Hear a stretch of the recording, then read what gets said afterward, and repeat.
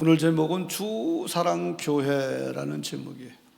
우리 교회 이름이네요, 그죠?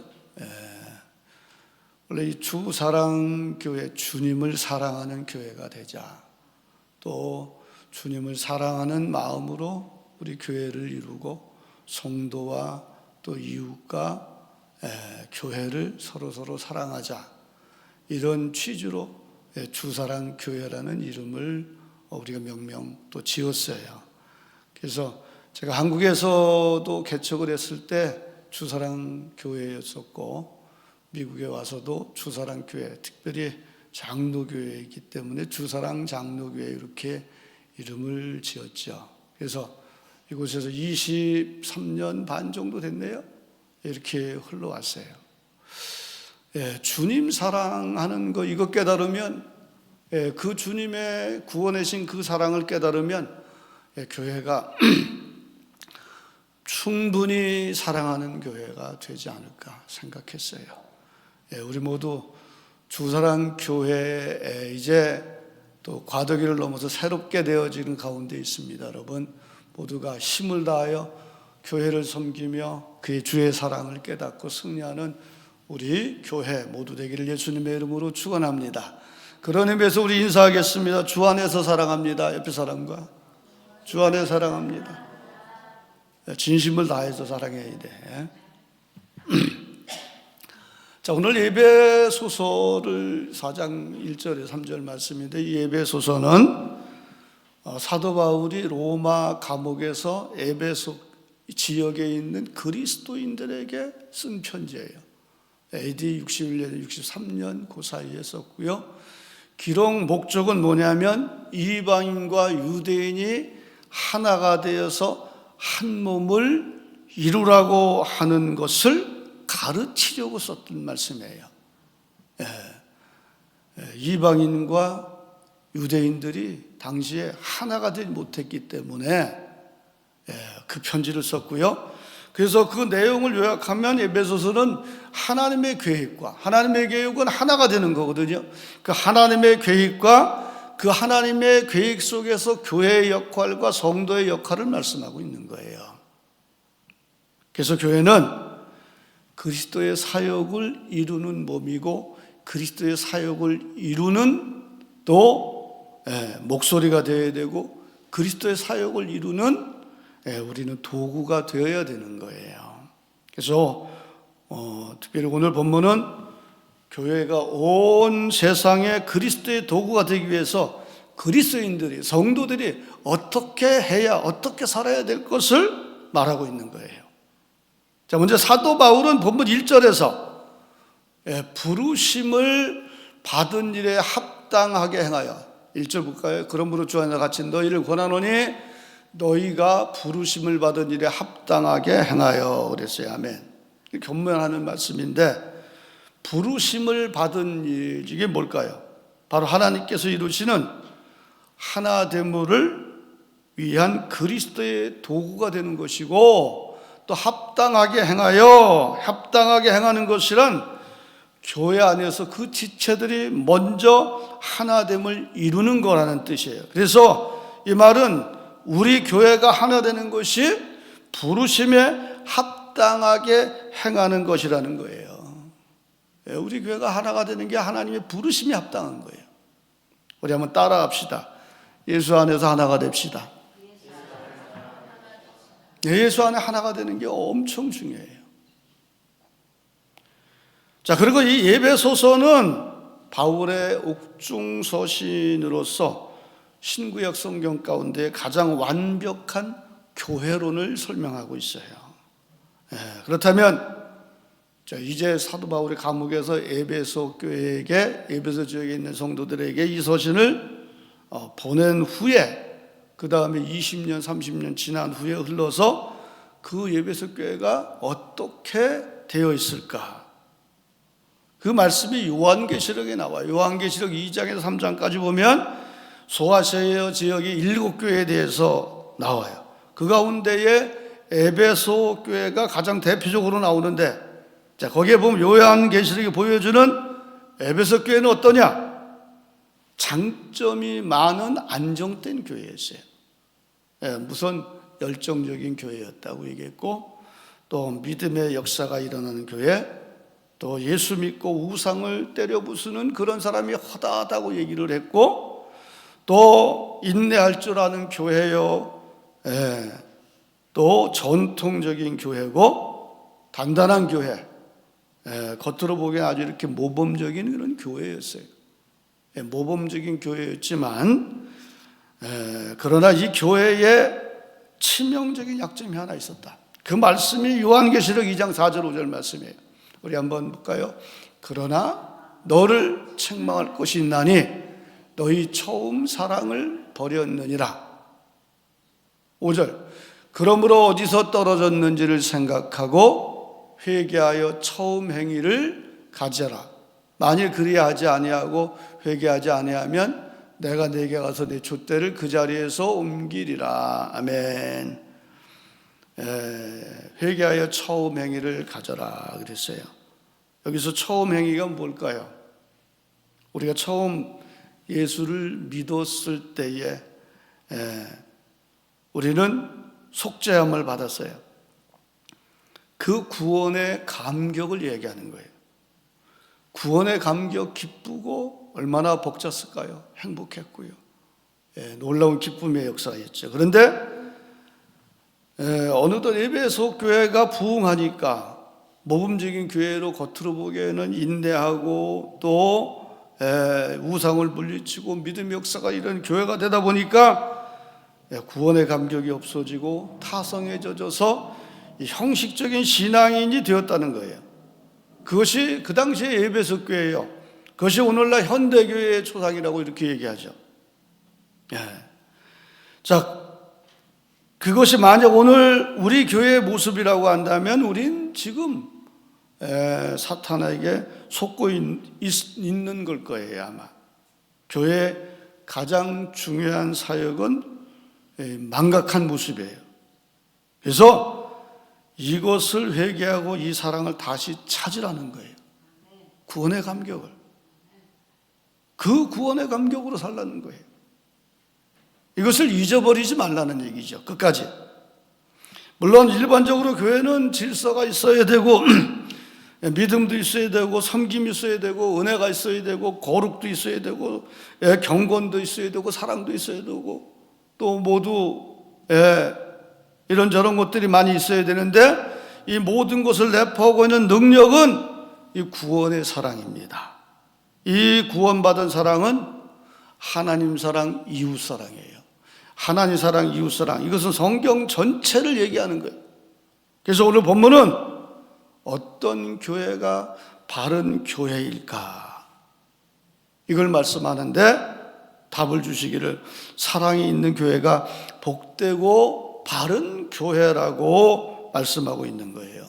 바로 주님을 사랑하는 교회가 되어야 한다는 거예요. 그러면 우린 어떻게 이 사랑이 있는 교회를 만들어갈 수 있겠는가? 한번 생각해 보는 거예요. 여러분, 우리의 공동체가 힘들고 상처를 입었을 때가 언제일까요? 상처 입었다고 하는 곳에는 틀림없이 어떤 지체 가운데 한 사람이 겸손하지 못했을 때였을 거예요. 말로 겸손하지 못했거나 행동으로 겸손하지 못한 그 공동체의 역사가 있을 때에 아마 상처 입었다고 얘기할 거예요. 누가 조금만 온유하고 부드러웠다면 될 일을 교만해서 내 맘대로 하는 바람에 상처가 되지 않았을까요? 우리가 한 번만 참았으면 될 일을 누군가는 오래 참지 못했기 때문이 아니었을까? 또 서로 용납하면 되었을 것을 용납하지를 못해서 그런 거예요. 그래서 오늘 본문은 우리에게 말하고 있는 거예요. 교회는 2절에 우리 다 같이 한번 읽어볼까요? 모든 겸손과 온유로 하고 오래 참음으로 사랑 가운데서 서로 용납하고. 아멘. 이것이 사랑 가운데 한 공동체를 이루는 비결이고 천국의 비밀이에요. 오늘 이 시간에 오늘 우리에게 말씀하고 있는 이 비밀을 통해 은혜를 우리가 나누고자 합니다. 먼저 첫 번째, 2절에 오래 참음으로 그랬어요. 모든 겸손과 온유로 하고, 2절 한번 다시 떼어보시죠. 먼저 모든 겸손과 온유로 하고 그랬어요. 교회는 겸손하고 온유해야 된다는 거예요. 겸손이 뭐예요? 주님 앞에 설 때 나는 죄인입니다. 나는 무가치한 존재입니다. 이것을 아는 사람이 겸손한 사람이에요. 우리는 저마다 교회 오면은요, 처음에 예수 믿기 전이나 또 예수 믿고 우리 교회에 먼저 오면 우리는 좀 괜찮은 사람, 내가 멋있는 사람으로 생각해요. 또 멋있기도 하고, 교회 오니까 멋있죠. 그죠? 네. 괜찮은 존재인 줄 알아요. 그러나 우리가 하나님을 만나고 나면 낮아져요. 내 죄가 밝혀지고 내 죄악됨을 깨닫게 되고, 그때 나는 아무것도 아닙니다. 겸손해져요. 나는 죄인 중에 죄인이고, 사도 바울이 말한 것처럼 죄인 중에 괴수입니다. 나는 무익한 종입니다. 요즘에 복음 찬송처럼 나는 무익한 종입니다를 고백하게 되는 거예요. 그때 이렇게 무익한 종이요, 나는 죄인 중에 괴수라고 하는 이 마음이 들고 주 앞에 무릎 꿇을 때에 하나님께서 우리에게 나눠주는 성품이 뭐냐? 바로 겸손이라고 하는 걸 주십니다. 겸손하기 시작하면 그때부터는 십자가를 바라볼 때마다 내가 얼마나 끔찍한 죄를 갖고 있는가, 죄인인가 하는 것을 발견하게 되고, 아울러서 또 깨닫는 것이 독생자 예수 그리스도를 나를 위하여 십자가 달려 돌아가실 때까지 내어준 만큼 나는 정말로 소중한 존재라는 것을 또 아울러 발견하게 되는 거예요. 그래서 하나님을 만나면 내가 죄인임을 알고 내가 귀한 존재임을 깨닫는 거죠. 자, 그 다음에 어떨까요? 주 안에서 내게 능력 주시는 자 안에서 내가 모든 것을 할 수 있느니라. 능력의 성도, 이런 존재가 되는 거죠, 여러분. 그래서 교회에서 사도 바울은 이렇게 권면합니다. 빌립보서 2장 3절에 보니까 아무 일에든지 다툼이나 허용을 하지 말고 오직 겸손한 마음으로 각각 자기보다 남을 낮게 여기고. 아멘. 여러분, 우리는 남을 낮게 여기는 이 모습이 우리에게는 겸손한 모습이고 겸손한 마음이에요. 우리 가정이 천국이 되려면 어떻게 돼요?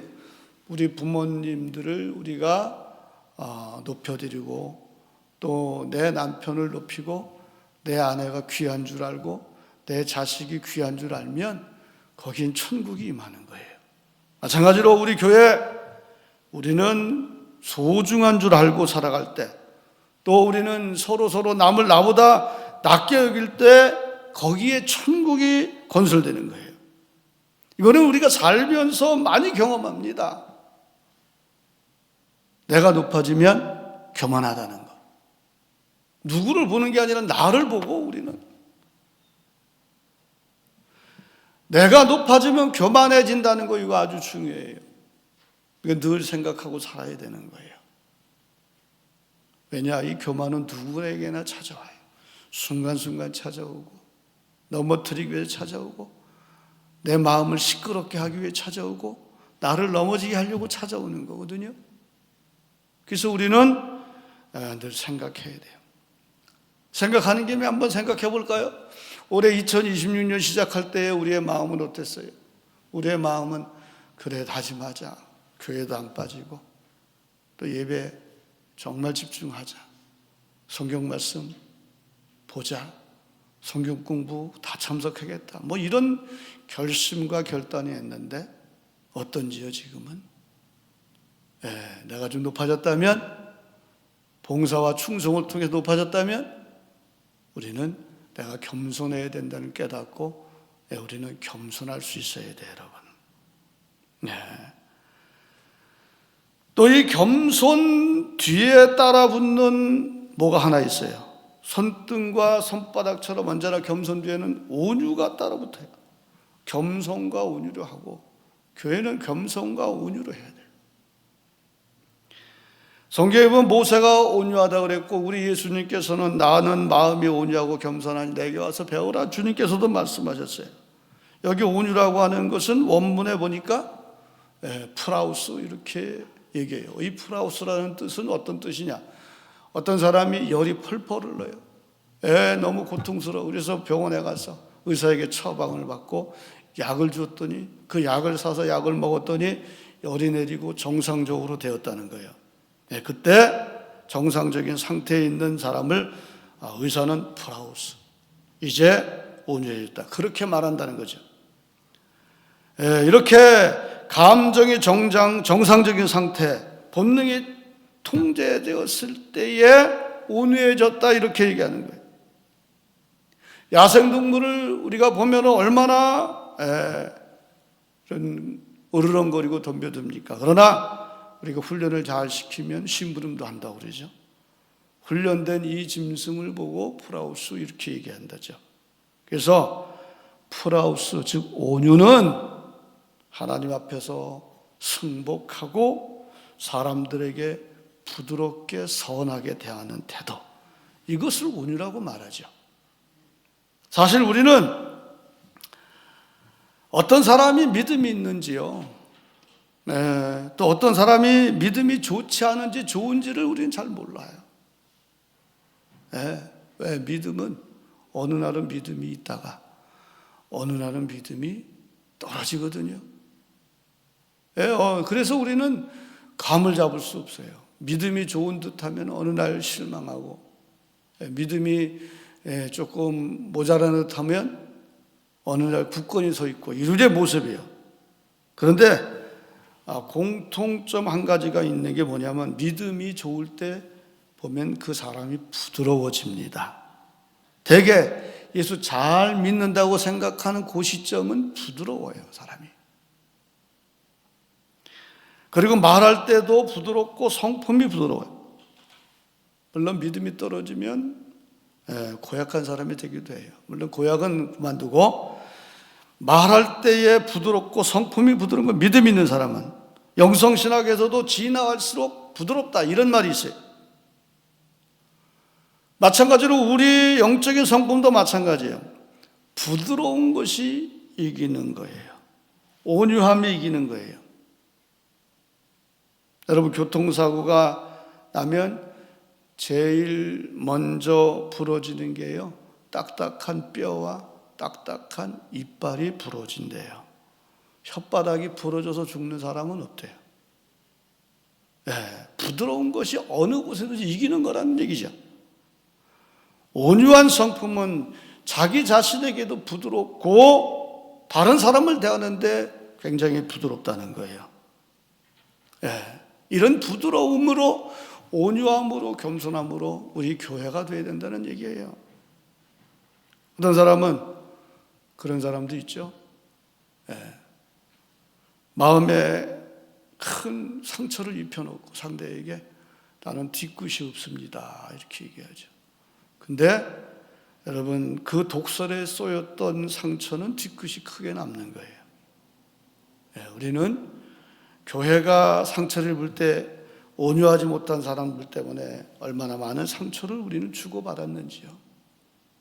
우리는 돌이켜보고 회개해야 돼요.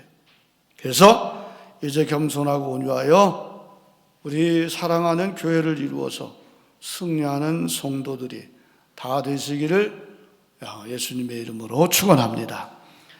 또한 두 번째로 사랑의 공동체의 교회를 이루기 위한 두 번째 방법은 오래 참는 것이라는 거죠. 오래 참아야 돼요. 하나님께서 하나님을 닮은 사람들에게 나누어주는 성품이 첫째로 겸손과 온유라면, 두 번째로는 오래 참는 거예요.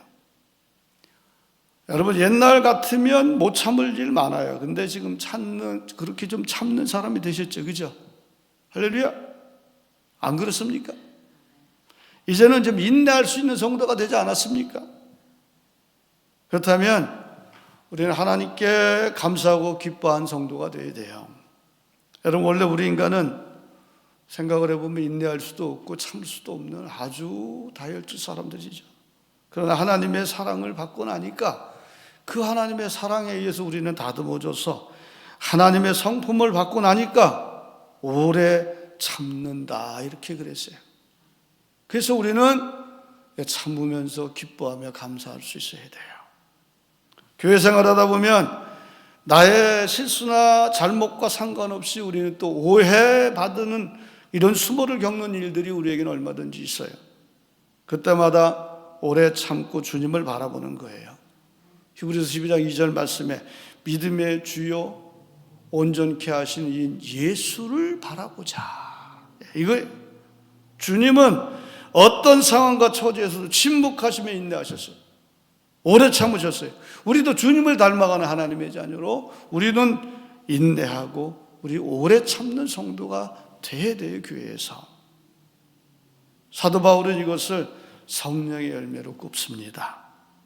잠시 또는 한동안 참는 것이 아니라 오래 참을 줄 아는 것, 이것을 성령의 열매라고 그랬어요. 근데 이 오래 참음은 그저 힘이 없으니까 할 수 없이 참는 무력함이나 비굴함이 아니다, 이거예요. 그래서 고대 신학자 크리스토는 이것을 복수할 힘이 있으나 복수를 안 하는 것, 이렇게 정의를 했어요. 자, 오래 참음은 그래서 모욕과 중상까지도 참아낼 수 있음을 말하는 거예요. 그래서 오래 참음은 하나님을 닮아가는 것이고요, 하나님의 인자하심과 용서의 은총에 응답하는 거예요. 구원받은 자녀로.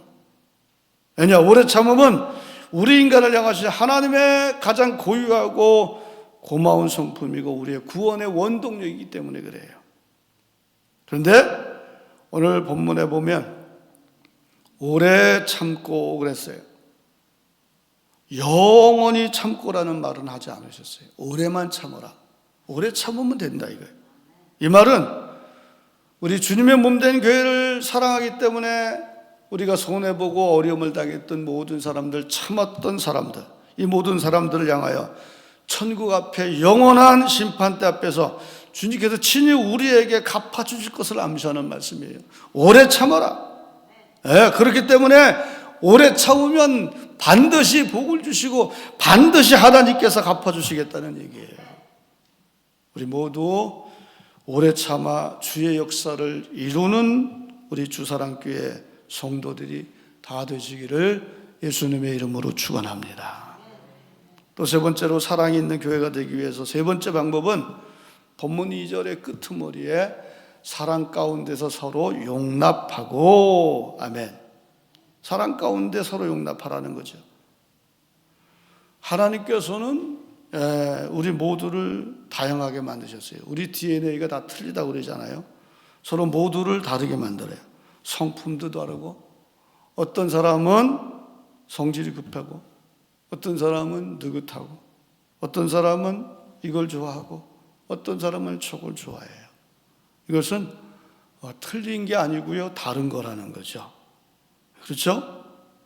서로 다른 것이지 나는 옳고 너는 틀리다, 이런 말이 아니라는 걸 얘기해요. 우리는 그렇게, 교회가 그렇게 우리가 관계가 돼야 돼요. 우리 성가대가요, 요즘에는 앞에 나와서 찬양을 부르죠. 두 가지 마음이, 어떤 사람은 앉아서 부르는 게 좋고 어떤 사람은 나와서 부르는 게 좋대. 근데 그게 문제가 되는 게 아니에요. 다툼이 될 수가 없어요. 고집을 부릴 필요가 없는 거예요. 나와서도 부르고 저 바깥에 가서도 부르고 이쪽에 서서 부르고 하나님을 찬양하는 거니까. 또 성가대 가운을 뭐 입느냐 안 입느냐 또 얘기 나온대. 성가대 가운이 입어도 되고 안 입어도 되겠죠. 근데 우리 교회 성가대 가운을 헌금한 분이 교회에 앉아 계시거든요. 그래서 입는 게 좀 낫지 않겠는가, 이런 생각을 해봐요. 우리는 용납할 수 있어야 돼, 뭐든지 교회에서. 부부가 만나는 것도 그런 거예요. 하나님께서 돕는 배필이라고 그랬잖아요. 이 돕는 배필이라고 하는 얘기는 상대방의 약점이 있기 때문에 그 약점을 덮을 수 있는 짝이라는 얘기예요. 상대방의 허물이 있기 때문에 그것을 감싸줄 수 있는 사람이 그런 사람으로 돕는 배필을 만들어 주셨어요. 그래서 딱 맞아 떨어지는 게 부부라고 하는 거죠. 근데 결혼하고 나면 사람들이 돕는 배필이 바라는 배필로 바꿔져요. 기대하는 배필이 되고, 남편이 이렇게 바뀌어지기를 바라고 아내가 나에게 이렇게 대해주기를 바라죠. 이기적으로 기대하고 바라는 사이에 가정의 행복이 조금 흔들리는 거예요. 흔들려도 다시 잡으면 됩니다. 흔들리지 말아야 돼. 그래서 교회 공동체도 마찬가지예요. 서로의 약점을 감싸주라고 나를 보내주셨구나. 그렇게 믿고 말하고 살아갈 때 주님 사랑으로 행복한 교회 공동체가 되는 거예요. 예수님께서요, 탕자의 비를 통해서 우리에게 말씀하십니다. 하나님께서 그러셨다는 거 아니에요. 둘째 아들이 돌아올 때 아버지가 떳떳한 인간이 돼서 돌아오라 이렇게 얘기 안 했어요. 남루한 옷차림을 하고 돌아왔는데도 그대로 안아주었어요. 또 아버지의 재산을 다 탕진하고 돌아왔는데도 가락지를 끼우고 내 아들이라고 회복을 시켜주잖아요. 또 허기진 배로 움켜쥐고 돌아왔을 때 살찐 송아지를 잡으라고 잔치를 벌여라, 축제를 벌이며 아들을 용서하고 영접해 주었어요. 이게 하나님의 뜻이라는 거예요. 우리도 하나님의 뜻대로 사랑으로 서로 용납해야 되는 거예요.